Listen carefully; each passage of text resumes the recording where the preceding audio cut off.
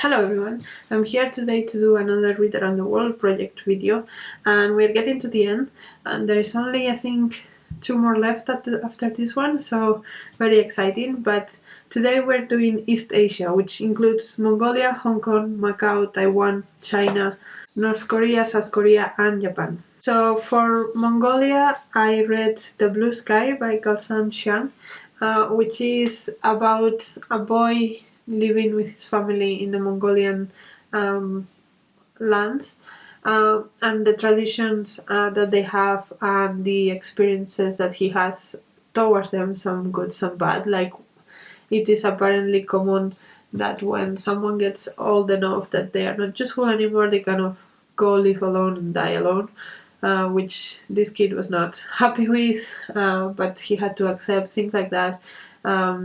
And it was interesting. I learned about Mongolian culture. And then another book that I have read recently that kind of fits in between Mongolia and China is Wolf Totem, which is about a Chinese student that goes to live in the Mongolian grasslands and among the people there and learns about their culture and their adoration for wolves and things like that. So even though it's written by a Chinese person about a Chinese student, it mostly deals with Mongolian culture. So yeah, that's another possibility that you can choose as well. I think if I would have to choose, I think The Blue Sky was a better choice for me, which is good because it's the one that I actually read for it. But yeah, The Wolf Totem is a very well-regarded book as well. Then for Hong Kong, I read The Borrowed by Chan Ho-Kei, which is a crime novel, and it's kind of literary in many aspects. It's written in inverse chronological order, and it follows 6 time periods of the same investigator following the same person, and it has a bit of a Sherlock Holmes touch to it. When he is solving the crime, it's always these very convoluted things that he immediately sees, and everyone is like, but how did you know that? And he's like, well, it's obvious because there was a tiny yellow line in their shoes, that kind of thing, you know.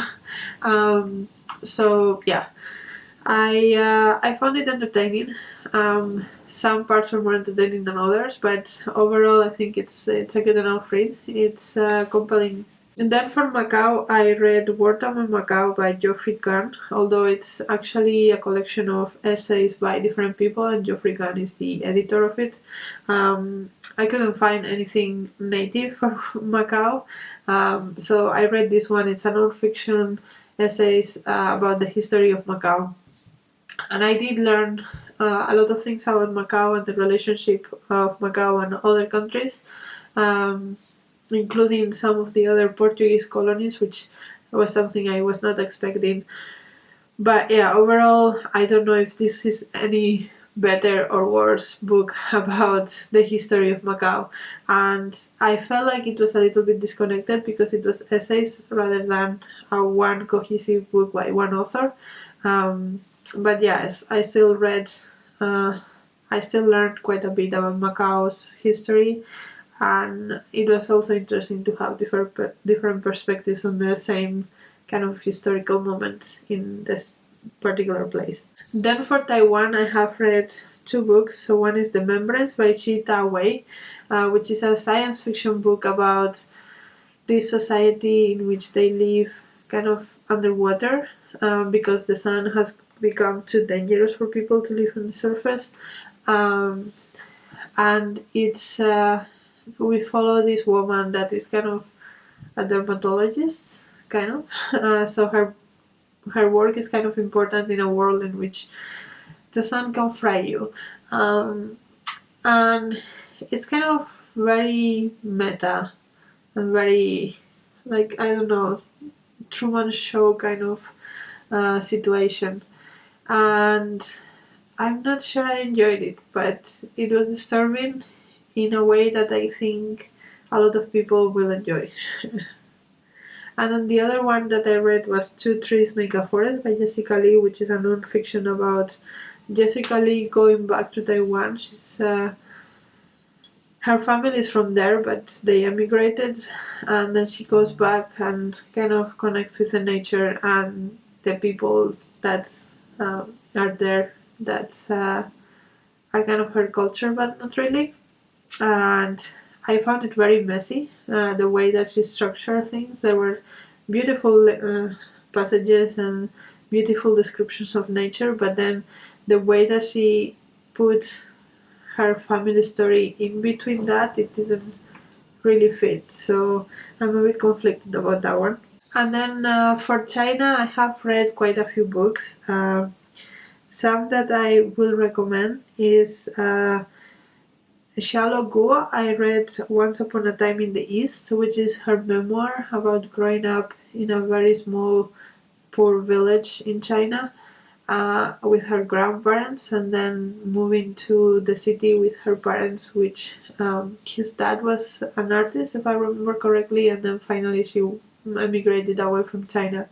Um, and I found it very interesting and very honest. It's it didn't make things look better than they were, but also, I mean, children that are raised in poverty don't always realize. So it was more of that lens than saying, "Oh, poverty is amazing. We had these fun times." Um, so yeah, I found it really interesting, and I'm definitely willing to read anything else by Xiaolu Guo.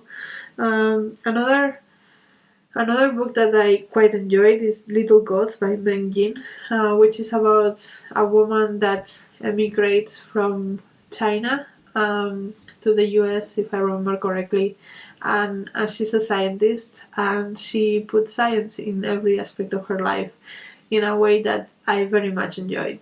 Um, so, kind of the way that Sheldon Cooper dressed as the Doppler effect for Halloween, that kind of thing. Like, yeah, I just enjoyed it really, really for those kind of things. I recognize probably not like the best book ever, but I just enjoyed it for the little things. Then for South Korea, I have read Kim Ji-young, born 1982, which I thoroughly enjoyed. It's probably, I would say, my favorite Korean book that I have read.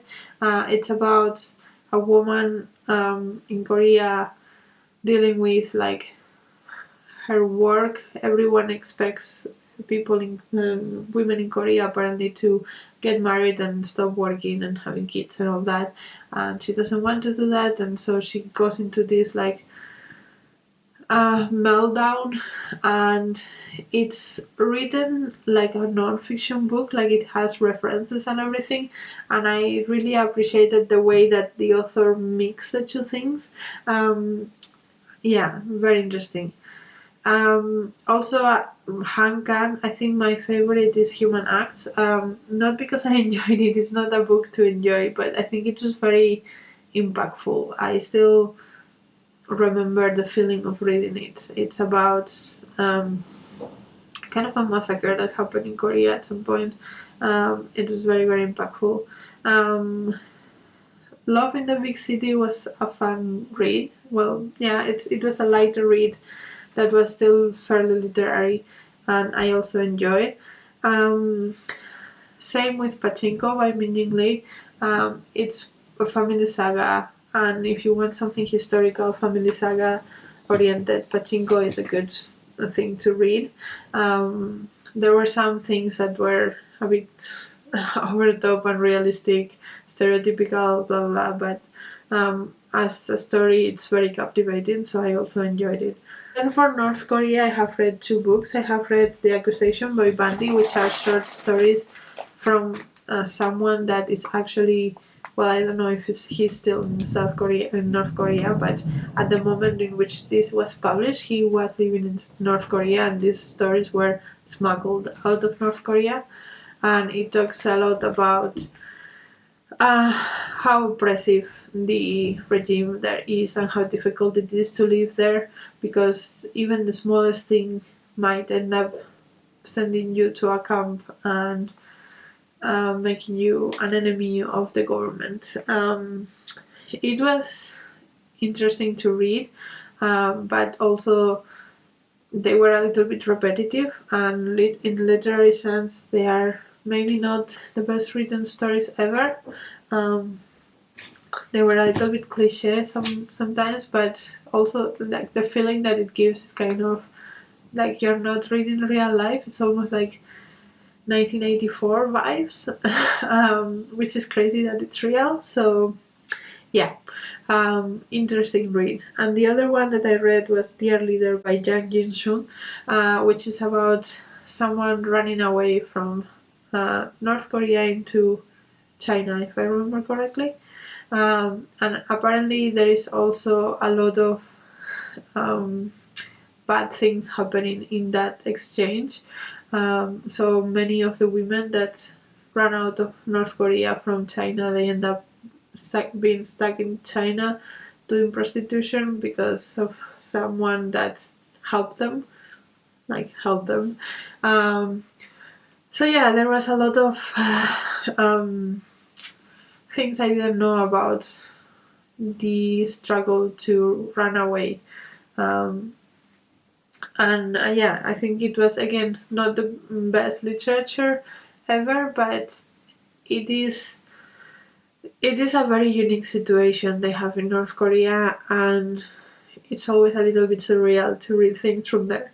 And then the last country for this round is Japan, and for Japan I have read, again, quite a few books. There are a lot of books from Japan that reach our corner of the world, so there's more possibilities to read lots of things. And some of the ones that I would recommend from the ones I have read is Convenience Store Woman by Sayaka Murata.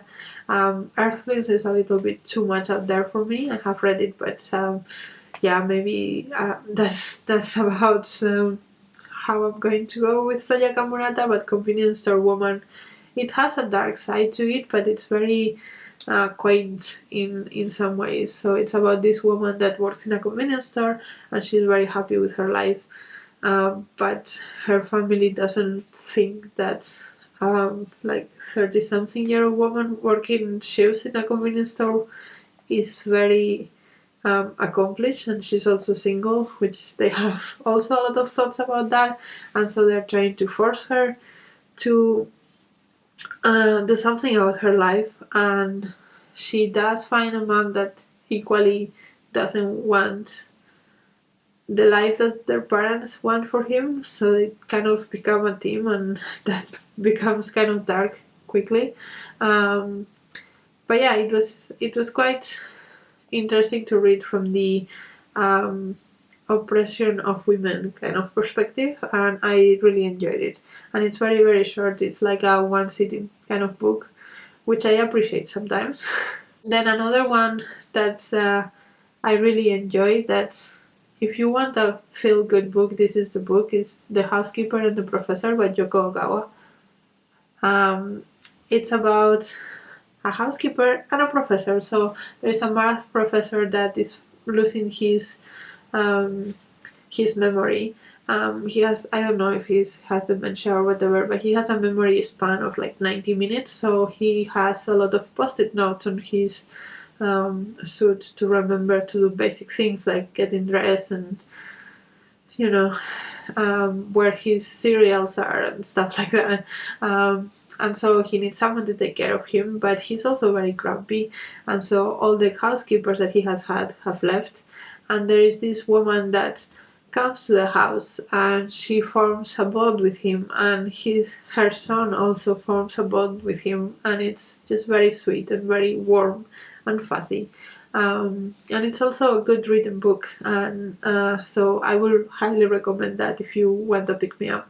And then the last one I want to recommend for Japan is the Makioka Sister by Junikiro Tanizaki, which is a bit of a modern classic. And it gave me Little Woman vibes. It's about four sisters.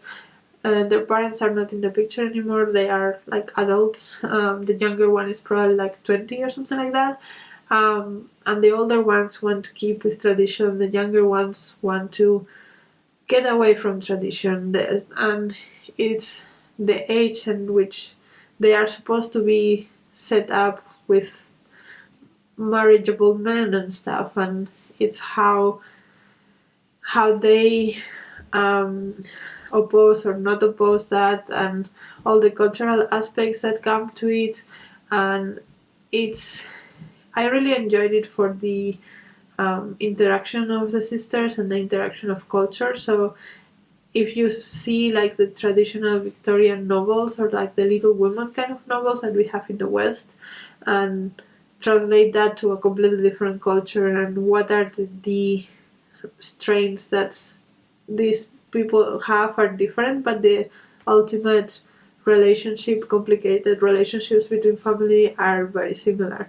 And I like to compare these kind of things. I think I don't often read classics because I think they just don't bring anything new to the table for me, and having the aspect of a different culture and a different place does bring the special extra thing that makes me want to read classics, and this one is one of them, so I would recommend as well.